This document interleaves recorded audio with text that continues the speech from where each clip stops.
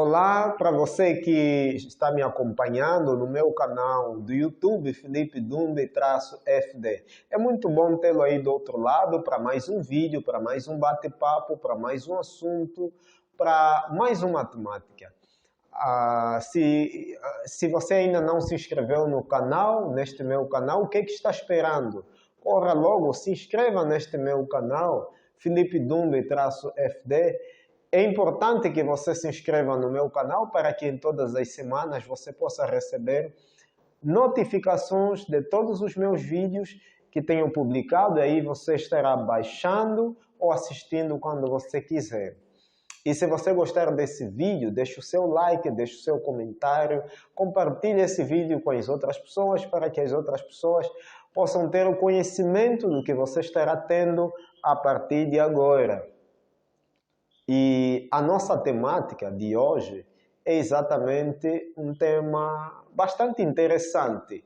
Assim como tem sido interessante os outros temas que já foram, assim como foram interessantes os outros temas que eu gravei. A temática de hoje é a hermenêutica bíblica. Você já ouviu falar sobre a hermenêutica bíblica? Então, o que, na verdade, é a hermenêutica bíblica? Vamos começar por aí. Sabe, a hermenêutica bíblica, a hermenêutica bíblica é o estudo dos princípios e métodos de interpretação do texto bíblico. De acordo com 2 Timóteo 2, verso 15, pelo que Paulo escreveu a Timóteo, ele escreveu de que procura apresentar-te a Deus aprovado como obreiro que não tem de que se envergonhar, que maneja bem a palavra da verdade. Essa ideia de manejar bem a palavra da verdade tem que ver com a hermenêutica. Tanto é que o propósito da hermenêutica bíblica é nos ajudar a saber como interpretar, entender e aplicar a Bíblia corretamente, em oposição de erradamente. Daí que a lei mais importante da hermenêutica bíblica é que a Bíblia deve ser interpretada literalmente. Isto significa que devemos entender a Bíblia em seu significado normal ou simples, a menos que a passagem, de fato, tenha a intenção de ser simbólica ou profética, ou se figuras de linguagem estiverem sendo empregadas no texto bíblico. E tanto é que a Bíblia diz o que quer dizer e quer dizer o que diz. Por exemplo, quando Jesus fala de ter alimentado os 5.000 em Marcos 8, verso 19, a lei da hermenêutica diz que devemos entender 5.000 literalmente falando. Havia uma multidão de 5.000 pessoas esfomeadas e que foram alimentadas com verdadeiros pães e peixes por um Salvador milagroso. Não foram pães simbólicos ou peixes simbólicos, pessoas simbólicas, não, literalmente falando. E qualquer tentativa de espiritualizar o número de 5.000 ou negar um milagre literal é de facto fazer injustiça ao texto e ignorar o propósito da linguagem, que é comunicar. Alguns intérpretes cometem o erro de tentar buscar nas entrelinhas das Escrituras significados esotéricos que não estão realmente no texto, como se cada passagem tivesse uma verdade espiritual oculta que devemos tentar decifrar.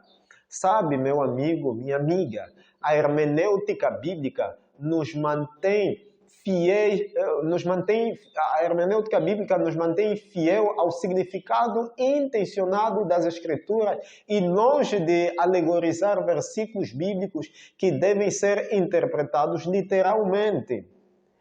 Daí que a segunda lei fundamental da hermenêutica bíblica é que passagens devem ser interpretadas, primeiro, historicamente, segundo, gramaticalmente, terceiro, contextualmente. Calma, eu vou explicar.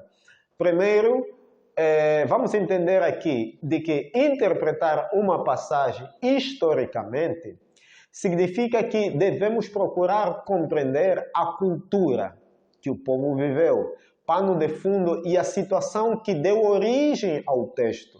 Por exemplo, a fim de compreender plenamente a fuga de Jonas, lá em Jonas capítulo 1, verso 1 a 3, devemos pesquisar como a história dos assírios se relaciona com a de Israel.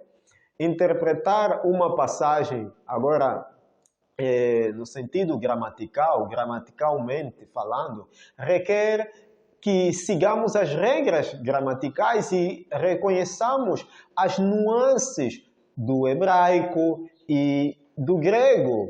Por exemplo, quando Paulo escreve sobre nosso grande Deus e Salvador, Jesus Cristo, lá em Colossenses capítulo 1, verso 13, as regras gramaticais afirmam que Deus e Salvador são termos paralelos e ambos estão em aposição a Jesus Cristo.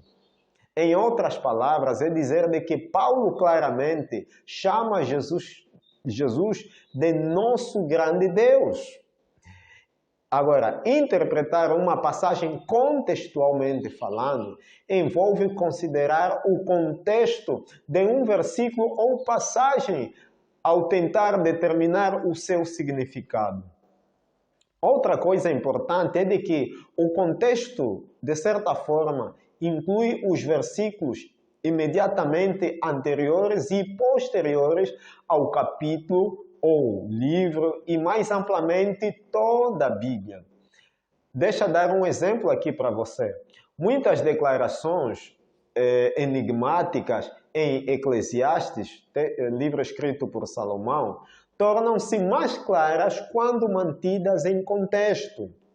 O livro de Eclesiastes é escrito a partir da perspectiva terrena debaixo do sol, de acordo com Eclesiastes 1, verso 3.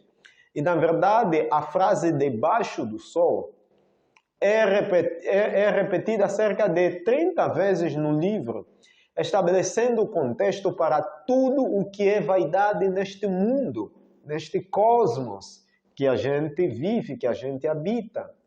Agora, é dizer aqui também de que a terceira lei da hermenêutica bíblica é que a Escritura é sempre a melhor intérprete da Escritura.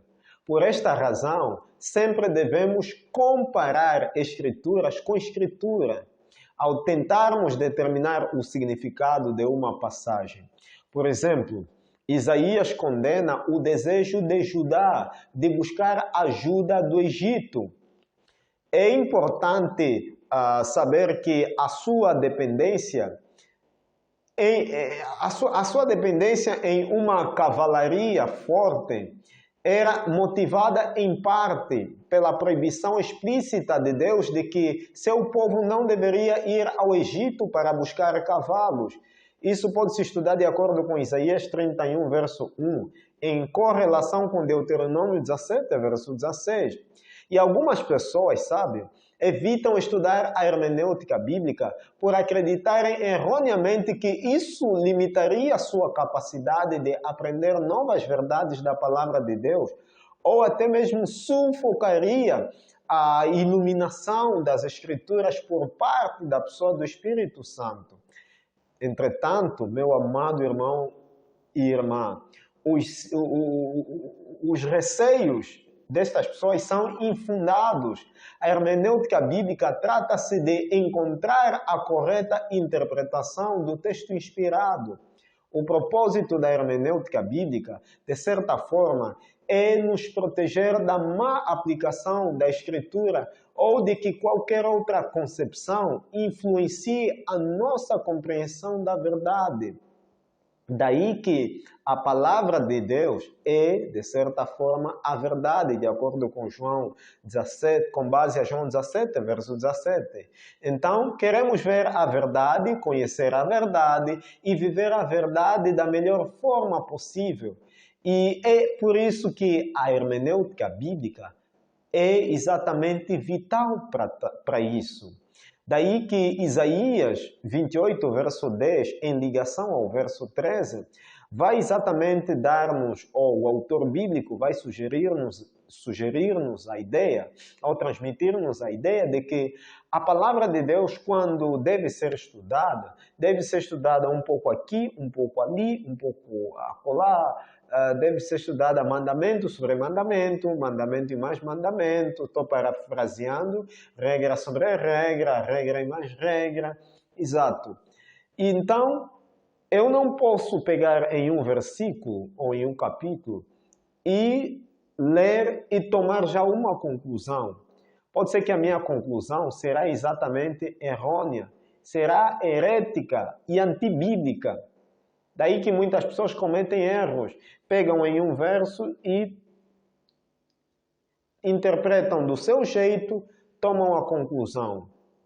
Não levam em conta esse método, não levam em conta esse procedimento de estudo um pouco aqui, um pouco ali, mandamento sobre mandamento, regra sobre regra, enfim. Então, quando a gente estuda um pouco em Isaías, um pouco em Mateus, um pouco em Apocalipse, um pouco em João, fazendo essa correlação de textos, essas analogias, essas ligações, a gente terá uma percepção mais alargada da exortação bíblica, da declaração bíblica,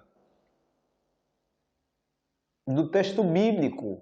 A gente não terá exatamente dúvidas no texto em que a gente está pesquisando, no texto que a gente não está entendendo.